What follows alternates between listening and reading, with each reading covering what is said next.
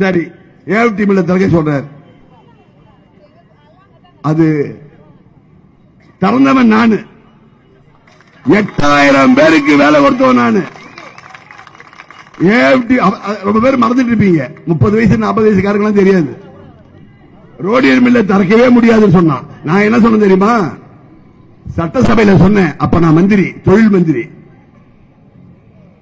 என் உள்கட்சியிலேயே என்ன வேலை பார்த்தாங்க. நான் எப்படியாவது திருந்து போயிடணும். நான் என்ன பண்ண, சட்டசபையில் எழுந்து அடுத்த சட்டசபை கூட்டத்திலே ரோடியர் மில்லை திறக்கவில்லை என்றால் நான் மந்திரியாக இருக்க மாட்டேன், மந்திரி பதவியை ராஜினாமா செய்துவிட்டு நான் அரசியலை விட்டே போய்விடுவேன் என்று சொன்னேன். அடுத்த சட்டசபை கூட்டத்தில் 4 மாசத்துல ரோடியர் மில்லை திறக்கிறதுனா என் பதவியை ராஜினாமா பண்ணிட்டு நான் அரசியலை விட்டே போயிடுறேன். எங்க ஆள்லாம் ரொம்ப சந்தோஷமா இருந்தாங்க, காங்கிரஸ்காரன். இவன் எப்படியாவது தொலைஞ்சான், எப்படி திறந்துருவான் 4 மாசத்துல என்ன.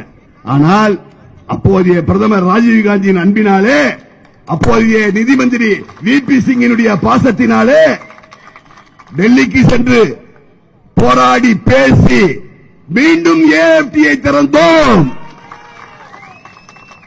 ஏஎஃப்டி எப்படி திறந்தது தெரியுமா? நான் போய் அங்க நின்று வெள்ளி கத்திரிக்கோளை வாங்கி அப்படி போஸ்ட் கொடுத்து அந்த ஏஎஃப்டி திறக்கல. அது ரங்கசாமி கொடுத்தா போதும், கத்திரிக்கோளை கொடுத்தா அப்படியே